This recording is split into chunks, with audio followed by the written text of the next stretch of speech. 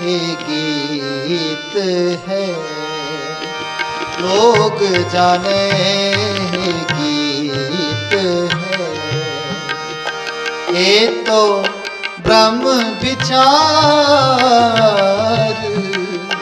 ये तो ब्रह्म विचार, लोग जाने ही गीत है, लोग जाने ही गीत है, लोग जाने ही गीत है। जी का खालसा वाहिगुरु जी की फतेह। अंग है 479 भाव 479। ਹੁਣ तक कबीर साहब ਦੇ आसा राग ਵਿੱਚ 13 शब्द संपूर्ण होए ने। आसा श्री कबीर जियो के पंच पदे 9, दो तुके 5, एक ओंकार सतगुरु प्रसाद। हाँ जी। आसा श्री कबीर जियो के पंच पदे 9, आसा श्री कबीर जियो के पंच पदे 9, दो तुके 5, एक ओंकार सतगुर प्रसाद।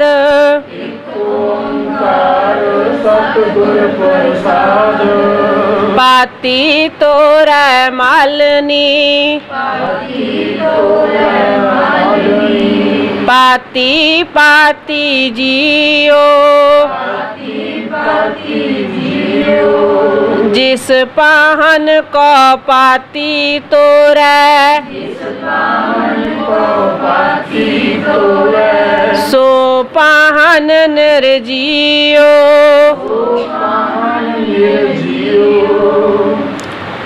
आसा श्री कबीर जियो के पंच पदे 9, दो तुके 5, एक ओंकार सतगुर प्रसाद। कबीर साहब ने बाणी विच विशा बदलिया ते कबीर साहब दे ये जिहड़े शब्द आउणगे ये 5 पदियां दे 9 शब्द ने, 2 तुकियां दे 5 ने ते आरंभता करते ने मूल मंत्र तो।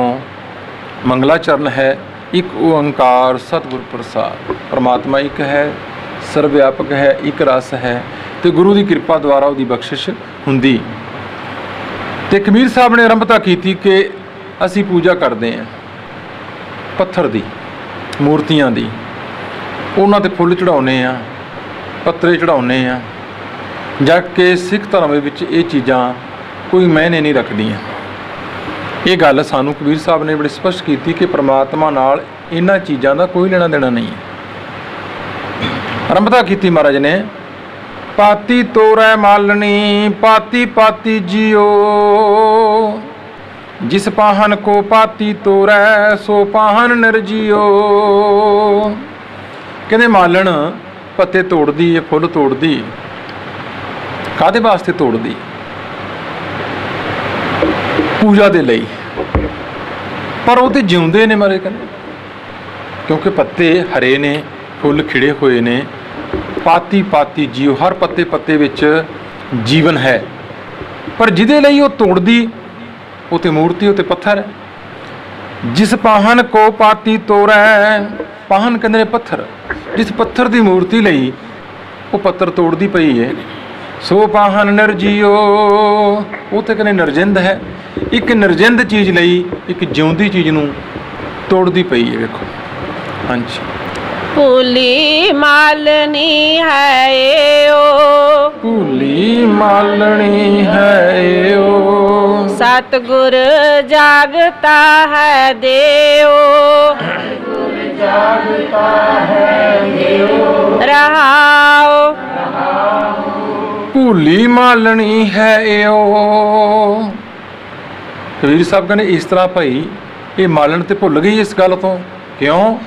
सतगुर जागता है देओ रहाओ, क्योंकि सतगुर तो जिउंदा जागदा देवता है। ओड़ा वाहिगुरू अकाल पुरख है, वो तो हमेशा ही जिउंदा। साहिब मेरा नीत नवा सदा सदा दातार, ਉਹ ਨਾ ਬਾਲਾ ਹੈ ਨਾ ਬੁੱਢਾ ਹੈ ਜਿਹਦੀ ਖਾਤਰ ਪੇ ਤੋੜਦੀ। ਕਿਉਂਕਿ ਮੂਰਤੀ ਪੂਜਾ, ਫੋਟੋਆਂ ਦੀ ਪੂਜਾ ਸਿੱਖ ਧਰਮ ਵਿੱਚ ਮਨਾਈ। ਅਸੀਂ ਕਰੀ ਜਾਂਦੇ ਹਾਂ ਦੇਖਾ ਦੇਖੀ। ਮੈਂ ਕਹਿੰਦਾ ਦੇਖਾ ਦੇਖੀ ਸਭ ਕਰੇ, ਮਨਮੁਖ ਬੂਝ ਨਾ ਪਾਏ। ਸਾਨੂੰ ਵਿਵਰਜਿਤ ਕੀਤਾ ਇਹ ਗੱਲਾਂ ਤੋਂ ਕਿ ਪੂਜਣਾ ਕਿਹਨੂੰ ਸੀ, ਧਿਆਉਣਾ ਕਿਹਨੂੰ ਸੀ। ਫਿਰ ਵੇਖੋ, ਇੱਕ ਨਿਰਜਿੰਦ ਚੀਜ਼ ਲਈ, ਪੱਥਰ ਦੇ ਲਈ ਤੁਸੀਂ ਜਿਉਂਦੀਆਂ ਚੀਜ਼ਾਂ ਪਏ ਤੋੜਦੇ ਪਏ ਹੋ। ਕਹਿੰਦੇ ਸਤਿਗੁਰ ਤੇ ਜਾਗਦਾ, ਉਹ ਤੇ ਵੇਖਦਾ ਹੈ, ਉਹ ਤੇ ਜਿਉਂਦਾ ਜਾਗਦਾ ਹੈ, ਸਮਝਦਾ ਹਰ ਗੱਲ ਨੂੰ। ਇਸ ਕਰਕੇ ਭੁੱਲੀ ਮਾਲਣ ਹੀ ਹੈ ਇਹ। ਕਹਿੰਦੇ ਇਸ ਤਰ੍ਹਾਂ ਭਾਈ ਇਹ ਮਾਲਣ ਭੁੱਲ ਬੈਠੀ ਅਸਲੀਅਤ ਨੂੰ। ਹਾਂਜੀ। ਬ੍ਰਹਮ ਪਾਤੀ ਬਿਸ਼ਨ ਡਾਰੀ, ਬ੍ਰਹਮ ਪਾਤੀ ਬਿਸ਼ਨ ਡਾਰੀ, ਫੂਲ ਸ਼ੰਕਰ ਦੇਓ, ਫੂਲ ਸ਼ੰਕਰ ਦੇਓ, तीन देव पर तख तोर हैं, तीन देव पर तख तोर हैं, कर हैं किसकी सेओ। क्योंकि हिंदू मिथोलॉजी ये गल मनदी कि ब्रह्मे दा निवास पत्तियां विच है ते विष्णु दा निवास डालियां विच है ते शंकर शिव जी ਉਹ ਫੁੱਲ ਵਿੱਚ ਨਿਵਾਸ ਹੈ। ਇਹ ਮੰਨਦੇ ਨਹੀਂ, ਕਹਿੰਦੇ ਇਹ ਤੁਸੀਂ ਆਪਣੇ ਆਪ ਹੀ ਨਾਲੇ ਕਹਿੰਦੇ ਮੰਨੀ ਬੈਠੇ ਹੋ ਇਹ ਗੱਲ ਨੂੰ। ਤੀਨ ਦੇਵ ਪ੍ਰਤੱਖ ਤੋਰੈ ਕਰੈ ਕਿਸ ਕੀ ਸਿਓ। ਕਹਿੰਦੇ ਬ੍ਰਹਮਾ ਵਿਸ਼ਨ ਮਹੇਸ਼ ਜਿਨ੍ਹਾਂ ਨੂੰ ਤੁਸੀਂ ਦੇਵਤਿਆਂ ਦੇ ਸਿਰਮੌਰ ਮੰਨਦੇ ਹੋ, ਤਿੰਨਾਂ ਨੂੰ ਤੇ ਤੁਸੀਂ ਪਹਿਲਾਂ ਆਪ ਤੋੜੀ ਬੈਠੇ ਹੋ। ਕਿਉਂਕਿ ਫੁੱਲ ਵੀ ਟੁੱਟੇ ਨੇ, ਟਾਹਣੀਆਂ ਵੀ ਟੁੱਟੀਆਂ, ਪੱਤੇ ਵੀ ਟੁੱਟੇ ਨੇ, ਬ੍ਰਹਮਾ ਵੀ ਟੁੱਟੇ ਹੈ, ਵਿਸ਼ਨੂੰ ਵੀ ਟੁੱਟੇ ਹੈ ਤੇ ਸ਼ਿਵ ਜੀ ਵੀ ਟੁੱਟੇ ਆ। ਕਹਿੰਦੇ ਫਿਰ ਸੇਵਾ ਕਰਦੇ ਕਿਸ ਦੀ ਹੋ, ਇਹ ਤੇ ਦੱਸ ਦਿਓ। ਫਿਰ देखो सवाल किया कबीर साहब ने, कहते फिर सेवा दसो किस दी करते। हाँ जी।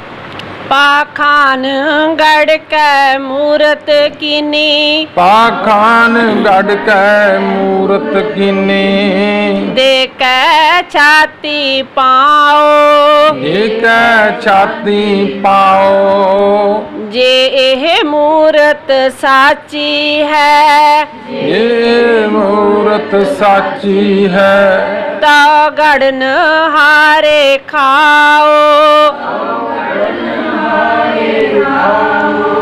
ਕਬੀਰ ਸਾਹਿਬ ਕਹਿੰਦੇ ਜਿਹਦੀ ਤੁਸੀਂ ਪੂਜਾ ਪੈ ਕਰਦੇ ਹੋ ਉਹ ਪੱਥਰ ਹੈ। ਪੱਥਰ ਨੂੰ ਘੜਿਆ ਇੱਕ ਕਲਾਕਾਰ ਨੇ। ਜਦੋਂ ਉਹਨੇ ਪੱਥਰ ਨੂੰ ਘੜਿਆ ਤੇ ਉਹਦੀ ਛਾਤੀ ਉੱਤੇ ਪੈਰ ਰੱਖ ਕੇ ਉਹ ਘੜਦਾ ਪਿਆ। ਪਾਖਾਨ ਗੱਡ ਕੈ ਮੂਰਤ ਕੀਨੀ, ਦੇ ਕੈ ਛਾਤੀ ਪਾਓ। ਆਪਣਾ ਪੈਰ ਉਹਦੀ ਛਾਤੀ ਉੱਤੇ ਰੱਖ ਕੇ ਉਹਨੂੰ ਘੜਦਾ ਪਿਆ। ਵੇਖੋ ਜੇ ਮੂਰਤ ਸਾਚੀ ਹੈ ਤੋ ਗੜਨਹਾਰੇ ਖਾਓ। ਕਹਿੰਦੇ ਜੇ ਇਹ ਮੂਰਤ ਸੱਚੀ ਮੰਨੀ ਬੈਠੇ ਹੋ, ਜਿਹਨੇ ਨੂੰ ਘੜਿਆ ਇਸ ਤਰ੍ਹਾਂ, ਕਹਿੰਦੇ ਫਿਰ ਉਹਨੂੰ ਖਾ ਜਾਣਾ ਚਾਹੀਦਾ ਸੀ ਨਾ। ਉਹਦਾ ਕਿਉਂ ਨਹੀਂ ਵਿਗਾੜਿਆ ਇਹਨੇ ਕੁਛ, ਜਿਹਨੇ ਇਹਨੂੰ ਘੜਿਆ ਇਸ ਤਰ੍ਹਾਂ। ਹਾਂਜੀ।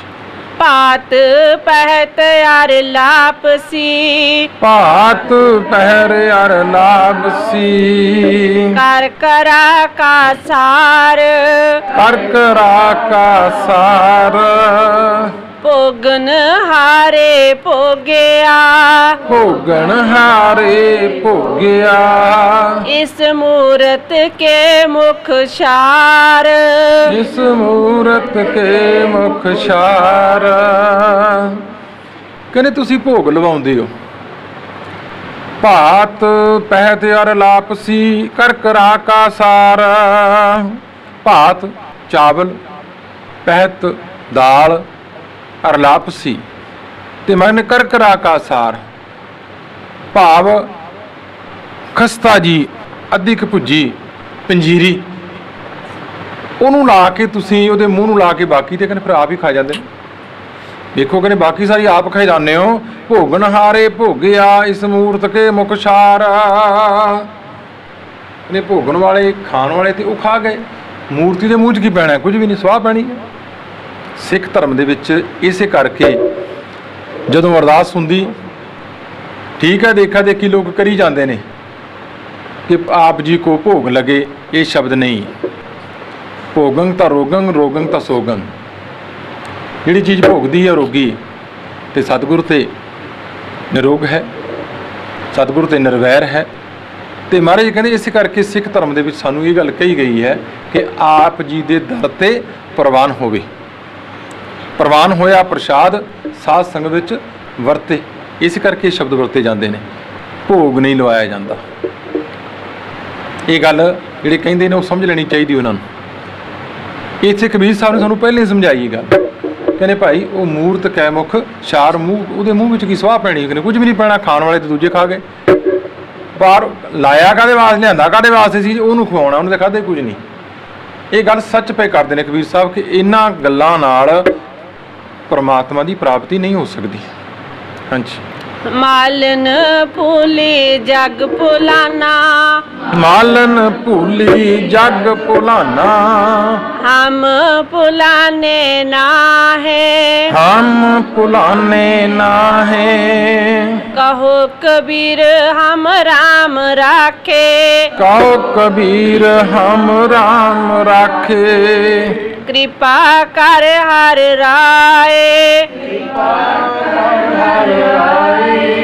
ਦੇਖੋ ਕਬੀਰ ਸਾਹਿਬ ਕਹਿੰਦੇ ਦੁਨੀਆ ਲੱਗੀ ਹੋਈ ਹੈ, ਫਿਰ ਵੀ ਅੱਜ ਵੀ ਲੱਗੀ ਹੋਈ ਹੈ। ਅੱਜ ਵੀ ਫੁੱਲਾਂ ਦੇ ਢੇਰ ਲਾ ਕੇ ਸੁੱਟੇ ਜਾਂਦੇ ਨੇ, ਅੱਜ ਵੀ ਪੱਤਰ ਚੜਾਏ ਜਾਂਦੇ ਨੇ, ਅੱਜ ਵੀ ਭੋਗ ਲਵਾਏ ਜਾਂਦੇ ਨੇ। ਕੀ ਲੋਕ ਹਟ ਗਏ? ਨਹੀਂ ਹਟੇ।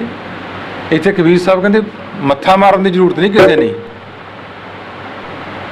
ਮਾਲਨ ਭੁੱਲੀ ਜਗ ਭੁਲਾਨਾ, ਹਮ ਭੁਲਾਨੇ ਨਾਹੇ। ਕਬੀਰ ਸਾਹਿਬ ਕਹਿੰਦੇ ਮਾਲਨ ਭੁੱਲ ਗਈ, ਇਹ ਸੰਸਾਰ ਭੁੱਲ ਗਿਆ, ਅਸਲੀਅਤ ਤੋਂ ਪਰਾਂ ਹੋ ਗਿਆ, ਪਰ ਅਸੀਂ ਨਹੀਂ ਭੁੱਲੇ। ਕਬੀਰ ਸਾਹਿਬ ਕਹਿੰਦੇ ਅਸੀਂ ਭੁੱਲ ਨਹੀਂ ਕੀਤੀ ਇਸ ਚੀਜ਼ ਦੀ। ਕਹੋ ਕਬੀਰ ਹਮ ਰਾਮ ਰਾਖੇ, ਕਿਰਪਾ ਕਰ ਹਰ ਰਾਏ। ਸਾਨੂੰ ਤੇ ਰਾਮ ਨੇ ਰੱਖਿਆ, ਆਪ ਕਿਰਪਾ ਕਰਕੇ ਬਖਸ਼ਿਸ਼ ਕਰਕੇ ਉਸ ਹਰੀ ਰਾਜੇ ਨੇ ਇਹਨਾਂ ਕਰਮ ਕਾਂਡਾਂ ਤੋਂ ਸਾਨੂੰ ਬਚਾ ਕੇ ਰੱਖਿਆ। ਅਸੀਂ ਇਹ ਫਾਲਤੂ ਸਮਾਂ ਇਹਨਾਂ ਕੰਮਾਂ ਵਿੱਚ ਵਿਅਰਥ ਨਹੀਂ ਕੀਤਾ। ਅਸੀਂ ਤੇ ਉਸੇ ਪ੍ਰਮਾਤਮਾ ਦੇ ਨਾਮ ਨੂੰ ਹੀ ਧਿਆਉਂਦੇ ਹਾਂ, ਸਿਮਰਦੇ ਹਾਂ, ਯਾਦ ਕਰਦੇ ਹਾਂ।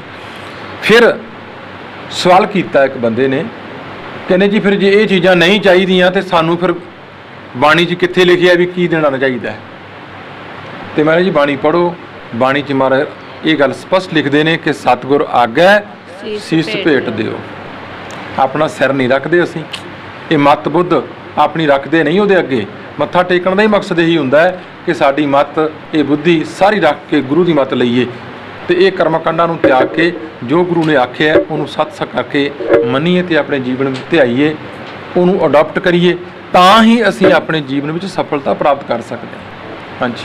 ਆਸਾ 12 ਵਰਸ ਬਾਲਪਣ ਬੀਤੇ, 20 ਬਰਸ ਕਛ ਤਪ ਨਾ ਕੀਓ, 30 ਬਰਸ ਕਛ ਦੇਵ ਨਾ ਪੂਜਾ, ਫਿਰ ਪਛਤਾਨਾ ਬਿਰਦ ਪਾਇਓ,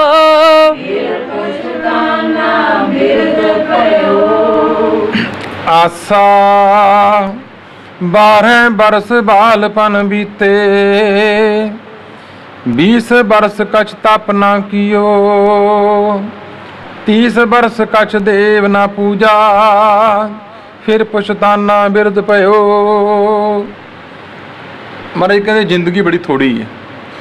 ਵੇਖੋ ਸਾਨੂੰ ਗਿਣਤੀ ਦੇ ਗਿਣਾ ਕੇ ਦੱਸਦੇ ਔਰ ਲੱਗਦਾ ਇਹ ਕਿ ਸਾਡੇ ਨਾਲ ਇੰਝ ਹੀ ਹੋ ਰਿਹਾ, ਲੱਗਦਾ ਕਿ ਸਾਡੇ ਜੀਵਨ ਦਾ ਅਸੀਂ ਬਹੁਤ ਸਾਰਾ ਸਮਾਂ ਇਸ ਮਾਇਆ ਉੱਤੇ ਲਾ ਦਿੱਤਾ, ਪਰ ਇਹ ਮਾਇਆ ਫਿਰ ਵੀ ਸਾਥ ਨਹੀਂ ਦਿੰਦੀ। ਜ਼ਿੰਦਗੀ ਲਾਤੀ ਅਸੀਂ ਪੂਰੀ। 12 ਬਰਸ ਬਾਲਪਨ ਬੀਤੇ, ਜ਼ਿੰਦਗੀ ਦੇ 12 ਸਾਲ ਮੁੱਢਲੇ ਬਚਪਨ ਵਿੱਚ ਨਿਕਲ ਗਏ, ਪਤਾ ਹੀ ਲੱਗਿਆ ਕੀ ਚੰਗਾ ਹੈ ਕੀ ਮਾੜਾ ਹੈ। 20 ਬਰਸ ਕਛ ਤਪ ਨਾ ਕੀਓ, ਕਹਿੰਦੇ 20 ਵਰਸ ਜਵਾਨੀ ਦੇ ਅੱਗੋਂ ਉਹ ਇੱਧਰ ਨੂੰ ਗਿਆ ਹੀ, ਤੁਰਿਆ ਹੀ ਨਹੀਂ, ਕਿਉਂਕਿ ਜਵਾਨੀ ਦੇ ਵਿੱਚ ਤੇ ਬੰਦਾ ਵੈਸੇ ਹੀ ਪੈਰ ਥੱਲੇ ਨਹੀਂ ਲਾਉਂਦਾ।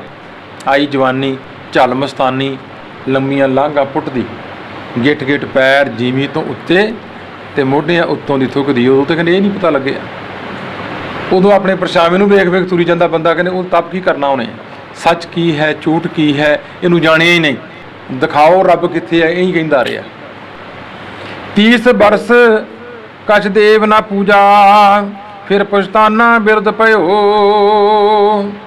ਕਹਿੰਦੇ ਨੂੰ 30 ਤੋਂ ਗਾਂ ਲੰਘਿਆ, 32 ਤੋਂ, ਫਿਰ 30 ਸਾਲ ਨੇ ਜਿਹੜੇ ਉਹ ਪੈਸਾ ਇਕੱਠਾ ਕਰਨ ਤੇ ਲਾਤੇ।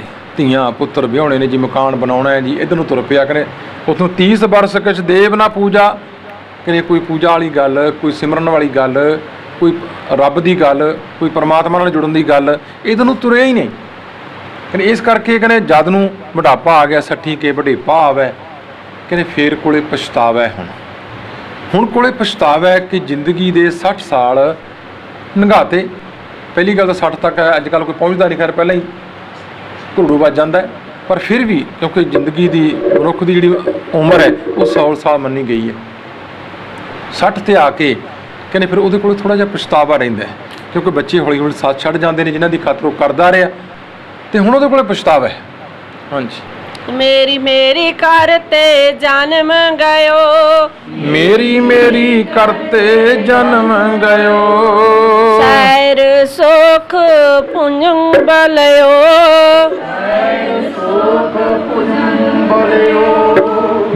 ਰਹਾਓ। ਰਹਾਓ ਦੀ ਇਸ ਪੰਕਤੀ ਵਿੱਚ ਮਹਾਰਾਜ ਨੇ ਕਿਹਾ ਕਿ ਮੇਰੀ ਮੇਰੀ ਕਰਤੇ ਜਨਮ ਗਏ। ਬਸ ਆ ਵੀ ਮੇਰਾ ਹੈ, ਉਹ ਵੀ ਮੇਰਾ ਹੈ, ਉਹ ਵੀ ਮੇਰਾ ਹੈ, ਕਰਦਾ ਕਰਦਾ ਮਨੁੱਖਾ ਜਨਮ ਮਿਲਿਆ ਸੀ ਬੜਾ ਵਧੀਆ। ਜਨਮ ਦੇ ਮੰਮੇ ਥੱਲੇ ਮਹਾਰਾਜ ਨੇ ਔਂਕੜ ਦਿੱਤਾ ਹੈ ਕਬੀਰ ਸਾਹਿਬ ਨੇ। ਇੱਥੇ ਮਨੁੱਖਾ ਜਨਮ ਦੀ ਗੱਲ ਕਰਦੇ ਨੇ, ਕਹਿੰਦੇ ਮੇਰੀ ਮੇਰੀ ਕਰਤੇ ਜਨਮ ਗਇਓ, ਸਾਇਰ ਸੋਖ ਭੁਜੰਗ ਬਲਿਓ। ਕਹਿੰਦੇ ਜਿਹੜੇ ਅੰਦਰ ਬਾਹਾਂ ਦਾ ਬਲ ਸੀ, ਬਾਹੂ ਬਲ, ਅੰਦਰ ਤਾਕਤ ਸੀ, ਉਹ ਬਲ ਹੁਣ ਚਲਾ ਗਿਆ, ਬੁਢਾਪਾ ਆ ਗਿਆ, ਹੁਣ ਉਹ ਤਾਕਤ ਨਾ ਰਹੀ ਪਹਿਲਾਂ ਵਾਲੀ। ਹਾਂਜੀ। ਸੁਕੇ ਸਰਵਰ ਪਾਲ ਬੰਧਾਵੈ, ਸੁਕੇ ਸਰਵਰ ਪਾਲ ਬੰਧਾਵੈ, ਲੂਣੇ ਖੇਤ ਹੱਥ ਵਾਰ ਕਰੈ, ਲੂਣੇ ਖੇਤ ਹੱਥ ਵਾਰ ਕਰੈ, ਆਇਓ ਚੋਰ ਤੁਰੰਤ ਲੈ ਗਇਓ, ਆਇਓ ਚੋਰ ਤੁਰੰਤ ਲੈ ਗਇਓ, ਮੇਰੀ ਰਾਖਤ ਮੁਗਦ ਫਿਰੈ, ਮੇਰੀ ਰਾਖਤ ਮੁਗਦ ਫਿਰੈ।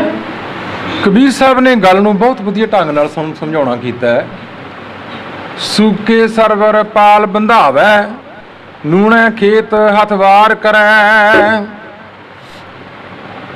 ਕਹਿੰਦੇ ਤਲਾਅ ਸੁੱਕ ਗਿਆ ਤੇ ਹੁਣ ਉਹਦੇ ਆਲੇ ਦੁਆਲੇ ਬੰਨ ਮਾਰਦਾ, ਪਾਣੀ ਤੇ ਹੈ ਨਹੀਂ ਵਿੱਚ, ਉਹਦੇ ਆਲੇ ਦੁਆਲੇ ਬੰਨ ਮਾਰਦਾ।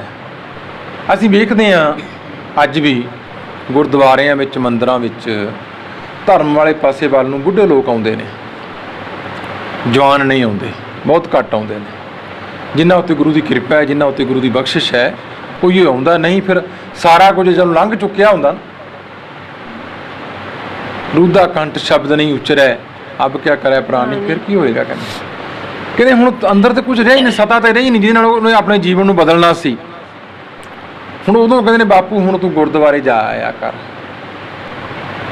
ਹੁਣ ਮਾਲਾ ਫੜ ਕੇ ਰੱਬ ਮਨਾਉਣ ਦੇ ਚੱਕਰ 'ਚ ਹੋ ਗਿਆ। ਕਹਿੰਦੇ ਉਹਦੀ ਹਾਲਤ ਬਿਲਕੁਲ ਇਸ ਤਰ੍ਹਾਂ ਹੀ ਹੈ ਕਿ ਜਿਵੇਂ ਤਲਾਬ ਵਿੱਚ ਪਾਣੀ ਨਾ ਹੋਵੇ ਪਰ ਬੰਦਾ ਬੰਨ ਮਾਰੀ ਜਾਵੇ ਸੁੱਕੇ ਨੂੰ। ਤੇ ਦੂਜੀ ਉਦਾਹਰਨ ਦਿੱਤੀ ਕਬੀਰ ਸਾਹਿਬ ਨੇ, ਲੂਣਾ ਖੇਤ ਹਰ ਬਾਤ ਕਰੈ। ਖੇਤ ਵੱਢਿਆ ਹੋਇਆ ਹੈ, ਹੁਣ ਵੱਢੇ ਹੋਏ ਖੇਤ ਨੂੰ ਕਣਕ ਦੇ ਵਿੱਚ ਵੱਢੀ ਗਈ, ਉਹਦੇ ਆਲੇ ਦੁਆਲੇ ਵਾੜ ਕਰਦਾ ਹੈ। ਅਸੀਂ ਉਹਨੂੰ ਕੀ ਕਵਾਂਗੇ? ਇਹੋ ਜਿਹੇ ਬੰਦਿਆਂ ਨੂੰ ਮਾਰੇ ਕਬੀਰ ਸਾਹਿਬ ਕਹਿੰਦੇ ਕੀ ਆਈਏ। ਉਹ ਹਾਲਤ ਹੈ ਬੰਦੇ ਦੀ। ਆਇਓ ਚੋਰ ਤੁਰੰਤ ਲੈ ਗਇਓ, ਮੇਰੀ ਰਾਖਤ ਮੁਗਧ ਫਿਰੈ। ਕਹਿੰਦੇ ਮੌਤ ਰੂਪੀ ਚੋਰ ਆਇਆ, ਉਹ ਤਾਂ 1 ਸਕਿੰਟ 'ਚ ਲੈ ਗਿਆ। ਇਹ ਜਾਨ ਨੂੰ ਮੇਰੀ ਮੇਰੀ ਕਰਕੇ ਰੱਖਦਾ ਪਿਆ ਸੀ। ਕਹਿੰਦੇ 1 ਸਕਿੰਟ ਲੱਗਿਆ ਤੇ ਉਹ ਗਿਆ ਤੇ ਉਹ ਗਿਆ, ਹੋ ਗਿਆ। ਹਾਂਜੀ। ਚਰਨ ਸੀਸ ਕਰ ਕੰਪਨ ਲਾਗੇ, ਚਰਨ ਸੀਸ ਕਰ ਕੰਪਨ ਲਾਗੇ, ਨੈਣੀ ਨੀਰ ਅਸਾਰ ਬਹੈ, जिह्वा वचन शुद्ध नहीं निकसै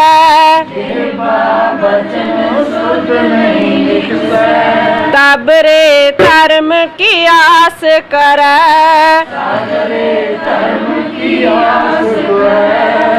चरण शीस कर कंपन लागे नैनी नीर असार बहै पैर सिर हथ कहने कंबन लग पे जवाब देन लग पे बुढ़ापे च चीज़ां कंबदियां ने अखां विचों आप मुहारे पानी बहिंदा निगाह घट गई जेबा बचन शुद्ध नहीं निकसै जबान तो शुद्ध बचन नहीं निकलता बोलिया नहीं जाता सही ढंग नाल तब रे धर्म की आस करे कहते उदों फिर धर्म की आस रखदा कि मैनू शायद परमात्मा वाले पासे राह वाले हुण मैं उदों नूं तुर पावां कहते हुण आस रखदा सारा कुछ गवाउण तो बाद फिर आस रखदा कि शायद हुण मैं हुण जी कहते बाबा जी नूं अमर छका दिओ जिन्हें सारी उम्र कुछ नहीं राम ने किया वाहिगुरू ने किया जान लगे की होएगा कि हुण कुछ नहीं होण लगा क्योंकि हुण कर ही नहीं सकता कुछ वो कर ही नहीं सकता अपने जीवन में पलटा तो लिया ही नहीं सकता आदतां पहलियां जड़ियां पईयां होईयां ने इन्ने चिर दियां वो कित्थे जाणगियां कहण तो भाव कबीर साहब का यह है कि जिहड़ा धर्म है धर्म का मतलब है अपने जीवन नूं इस ढंग नाल जिउणा कि उहदा लोकां नूं इस समाज नूं फायदा होवे कोई अर्जियो कृपा करे लिव लावै लाहा हर हर नाम लियो गुर प्रसादी हर धन पायो अंते चलदियां नाल चलियो क्योंकि कबीर साहब ने सानू फिर निराश नहीं होने दिता नाल दी नाल सानू जिंदगी का पहला पहलू दिखा के कि मनुख की हालत ये है पर फिर भी जे किते चेता आ जाए इन्ना कुछ होने तो बाद भी किते जे वो इधर नूं आ जाए परमात्मा नूं याद करने वाले पासे तुर पे हर जियो कृपा करे लिव लावै वो हरी आप कृपा करदा है बख्शिश करदा है उदों वो लिव ला दिंदा है भावें हथ कंबदे ने भावें जबान तो बोलिया नहीं जाता कहने फिर भी वो कृपा करदा है बख्शिश करदा है हर हर लाहा हर हर नाम लियो फिर वो जिंदगी का बचिया होया जिन्ना कुछ समय फिर उसका पूरा पूरा लाहा लैंदा है क्योंकि साडे कोल एक बहुत वड्डी उदाहरण है बाबा अमरदास जी की वेखो वो 62 साल की उम्र च सारे कर्मकांड त्याग के जदों गुरु साहब की शरण में आए तो 72 साल की उम्र च जाके 11 साल वो सेवा करके बुढ़ापे दे विच उन्होंने वो पदवी प्राप्त की गुरु की ये साडे कोल बहुत वड्डियां उदाहरणां अनेकां ही ने इस तरह दीयां कि जदों वाहिगुरू अकाल पुरख कृपा करता है बख्शिश करता है उहदी कृपा नाल वो लिव लाउंदा है तो वो आप फिर उद्यम करा के ये नाम च पाउंदा है पिछला लंघ गया समा भी उन्होंने कवर कर जाता है वो आप कृपा करके हर जियो कृपा करे लिव लावै हर हर लाहा हर हर नाम लियो गुर प्रसादी हर धन पायो अंते चलदियां नाल चलियो तो गुरु ने कृपा की बख्शिश की ये नाम रूपी धन प्राप्त किया ऐसा धन जिहड़ा अंत समय नाल जदों अखीर तक साथ देने वाला कि अंत चलदियां नाल चलियो अंत अखीर समय दुनिया की कोई चीज़ साडे नाल नहीं जाती उस परमात्मा वालों बख्शिश की हुई गुण उहदी दात जिहड़ी नाम दी यही अखीर तक साथ जाती है। हाँ जी कहत कबीर सुनो रे संत हो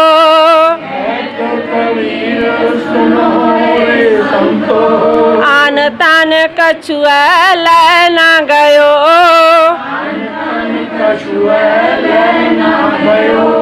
आई तलब गोपाल राय की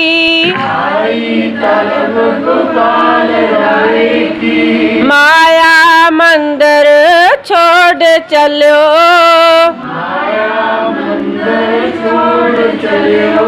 कहत कबीर सुनो रे संतो अन तन कछुआ लै ना गयो ਕਬੀਰ ਸਾਹਿਬ ਕਹਿੰਦੇ ਭਾਈ ਇਹ ਸੰਸਾਰ ਤੋਂ ਹੋਰ ਕੋਈ ਚੀਜ਼ ਲੈ ਕੇ ਨਹੀਂ ਜਾ ਸਕਿਆ ਕੋਈ, ਇਹ ਅੰਨ ਇਹ ਧਨ ਕੁਝ ਵੀ ਨਾ ਲੈ ਕੇ ਚੱਲਿਆ। ਜਦੋਂ ਆਈ ਤਲਬ ਗੋਪਾਲ ਰਾਏ ਕੀ, ਜਦੋਂ ਉਸ ਪਰਮ ए आणी ਆਈ हम बारक हर प्रभ